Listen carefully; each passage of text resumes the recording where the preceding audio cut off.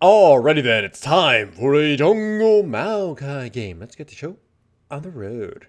And this game is quite the doozy.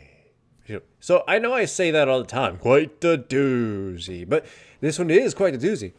So again, there's another Hecarim because flavor of the month is gonna see Pony Time everywhere forever. We're just gonna see him all the time. And the enemy team is pretty well interesting, right? So my team doesn't really have the means of engaging on them.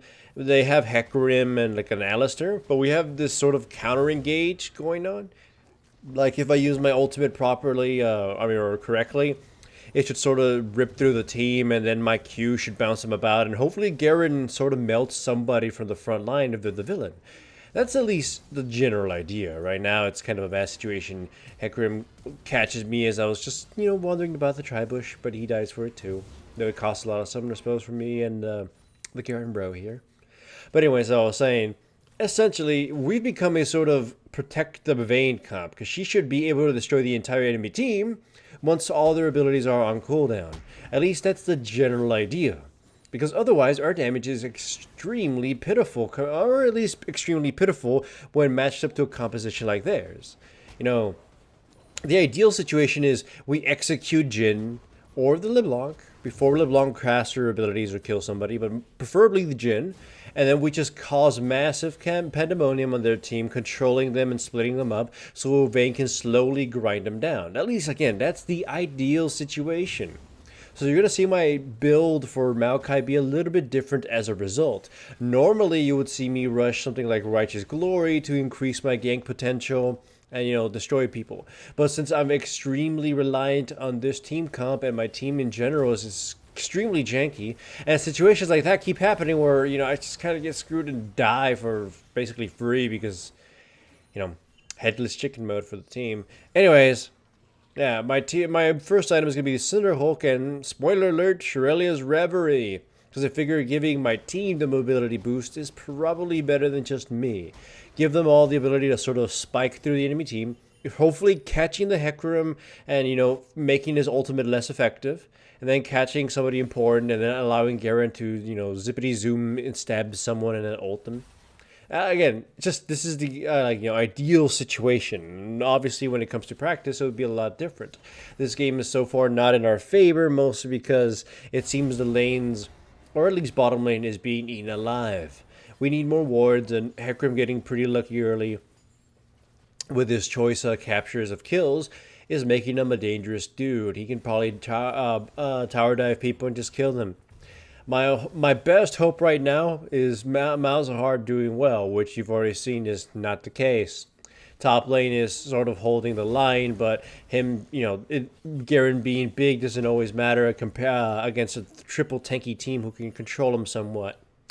Anyways, here I probably should have focused on the Jhin, but I got a little bit greedy and thought I could possibly kill the Hecarim, and then Jhin would have been caught, hopefully, by the Malzahar. But that was a bad decision by me, which allowed both of them to survive. So, hooray, that was stupid. Anyways, like I said, just the early game is pretty grim for us. I'm hoping, or I'm at least banking on the Malzahar surviving a bit long enough so you can at least, be somebody who can capture the LeBlanc and kill her off before she does something to our Vayne. And, afterwards, the enemy team really won't have much of a chance of actually grabbing somebody. Thankfully, he seems to be making somewhat of a comeback. Also, I forgot to point out that kind of hilarious kill I got on the LeBlanc, who got a little bit too greedy by her little bouncing around. But since LeBlanc died, it allowed the Garen and I to essentially bully Hecarim out and steal his blue. I love that. People do not, at least in this division, do not realize or think about just how important the mid laner is for the jungler. If the mid laner sucks or just dies, then his entire jungle could be essentially destroyed and taken. Especially if it's an invasive jungler or a top laner is somebody who's also super strong and deadly. Like Hecarim, if I was somebody more invasive, I could have done it by myself. Hecarim really does suck into 1v1s, as I showed in the last video. So, yeah. Anyways, once again, now we're sort of evened out the game, or at least the score.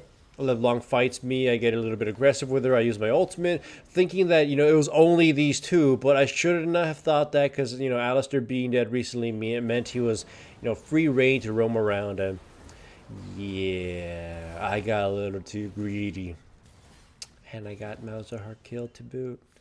Hooray, Stonewall, you're on the ball for this. You're the best. Anyways, aside from that, this game's going okay. Hecarim gets himself caught a dragon, but with a flash, he escapes. Got some really awkward chase here. They re-engage on dragon. We're trying to go in there, but they're gonna take it basically with little contest afterwards. But yeah, I'm really behind. Look at the CS. I mean, Hecarim is behind in the CS too. Even if if you ignore the fact that he's got kills, he's pretty low itemized. So in that case, it's pretty good for me because I'm a Maokai. I don't really care for whatever I have as far as items. I exist to press 2 buttons, and occasionally a third button. Then my other button becomes worthless. So anyways, I like this way, this approach. So I figured they had a ward around the bush in the river, so I attack from behind and I angle my ultimate, so it's going to trap them no matter how far they get. He tried to flash, but like I said, I angled it in a way and he wasn't going to escape even with a flash. He had to have been an incredible flasher to flash over them, and even then that would have been risky. So he was doomed. Unfortunately, though, you saw that Vayne traded her life away too, so it wasn't the biggest gain, and we lost the ability to get the tower, but silver linings, yay. But yeah, I got Shirelia's Reverie now, speed boost galore, hopefully allowing the Vayne to skippity dip it around and the Garen to Demacia somebody in the face. That's the hope. Afterwards, essentially, I have a free reign of whatever I want to buy. I forgot what item I exactly went, but I think it was I was building to Randu and Zoman for the extra CC around the enemy. The Righteous Glory would have still made sense even though I had Shirley's Reverie. But once again, I put myself in a position where my ultimate would just destroy them regardless of wherever they go. Pop Shirelia's, and you can see the LeBlanc is just like, no! I mean, it doesn't really matter because she's too far and we just sort of decide to devour the Jin's soul. So, it's something.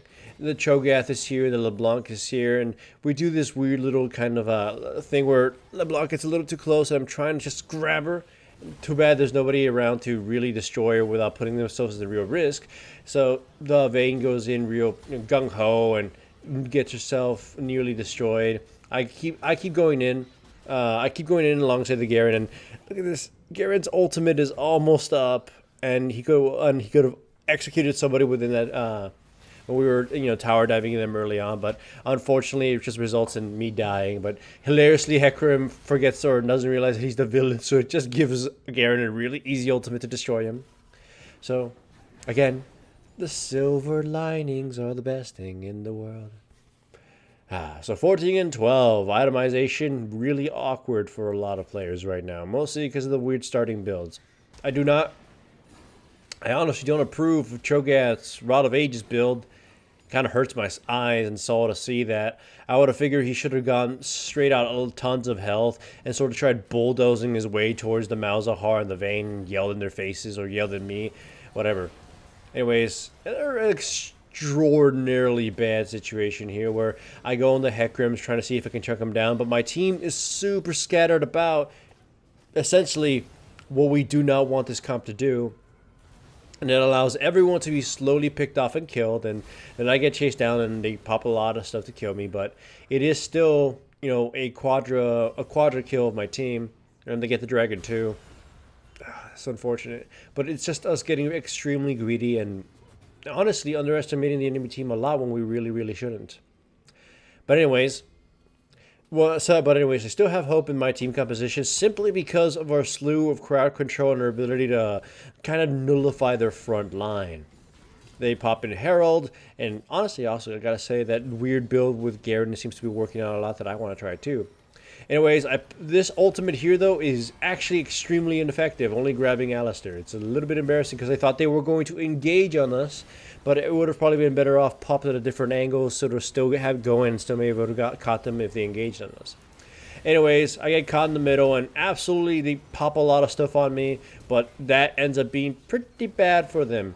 I mean, they still kind of absolutely win this, but, they could have won a lot cleaner and not gotten the Hecarim killed. But yeah, this is a team wipe. It's 23-13. It's not looking good for us. We could have been doing better. But anyways, Whatever they say, c'est la vie. Now this next part hurts my very soul. So I'm trying, like, I catch the LeBlanc here because I missed my Q. Go in with my W, pop my ultimate, and she slowly dies. And then I'm kind of here, in between them, getting eaten alive. No! And then the rest of my team is forced to sort of try to run away the best they can. I believe Malzahar is caught, and I do believe they destroy him. And then the John is killed, and then the Garen, well, he spins around for a little bit, and then they CC him down and kill him too. But then, they burn absolutely everything they had, including all their mana. So, Vayne gets to right-click and do some moves and look a little bit fancy and wipe out the enemy team. And then everyone says, congrats, Vayne. You did well. Awesome, Vayne. Oh, Vayne is OP. And then she forgets the contributions of the rest of her team to try to get her to that point, considering how badly she did in lane. But whatever. This is a solo queue. Doesn't matter if you're a tank. If you're a tank, you're worthless. You don't even have a name. Anyways, we basically CC like the Cho'Gath trying to bring him down, ultimately costing a Demacia to do so, which allows us to sort of control the Baron area, hopefully trying to do the Baron, because right now we're pretty desperate. I shove them away with my body because they know they can't really do anything to me, because if they do, I'll CC them down. I grab LeBlanc, and then she gets absolutely annihilated and destroyed. Johnny gets the kill, though. And then they constantly forget in this situation that my W is really beautiful and sexy. And I don't know why the Hecarim thought it was a good idea to sort of dive in there, but whatever. Anyways, Jhin allows me to get a little too close right now. You'll see him. He's going to go close, and I just W him and knock his ass up. Then Garen goes in, and then he just gets destroyed. And then so does the Hecarim get close again, and he gets destroyed. And so it's essentially bringing the 27-22 score. And then Cho'Gath gets close. And then, I W him, CC lock him, but somehow he escapes with a little bit of life. And then Alistair's here, and he gets sacrificed to the gods instead. Cho'Gath survived. And we take an inhibitor. Isn't it fun how the tides have turned after just one cataclysmic mistake by the Cho'Gath? Or several mishaps from the enemy team, just constantly ignoring the fact that we have a lot of crowd control, and we can control their most dangerous targets, and without, Jhin being able to actually do things, they will fall apart. But anyways, this time, again, we go for the Baron, trying to control it. You can see the Hecarim is running around, trying to keep an eye on us. We go for Baron, and I'm actually trying to pop my ultimate right now to prevent him from doing some death charge and trying to steal secure it. It's a waste of the ultimate, but at least it deters him from trying to steal it, so I don't run the risk of having lost due to a bad smite. The enemy team fights us in possibly the worst position they could ever fight us, in a corridor. They are not able to take advantage of Hecarim's ultimate as they're sort of scattered about and they were CC'd a bit. So Hecarim dies for basically a little effort, and then they get controlled into the corridor, which the Vayne just kind of barrel through all of them and pew them to death. And with that, the game is pretty done. It's kind of remarkable how quickly it turned around, because they just kind of, they were riding this high throughout the whole game, and they made a few cataclysmic mistakes of getting a little bit too greedy, and it lost them the game. Hooray for Maokai, and I guess hooray for the Vayne too. And if you liked this video, remember to give it a like. And if you aren't subscribed, make sure to subscribe. And if you are subscribed, make sure to hit the little bell up there somewhere so you actually get notifications to my videos, because YouTube and stuff.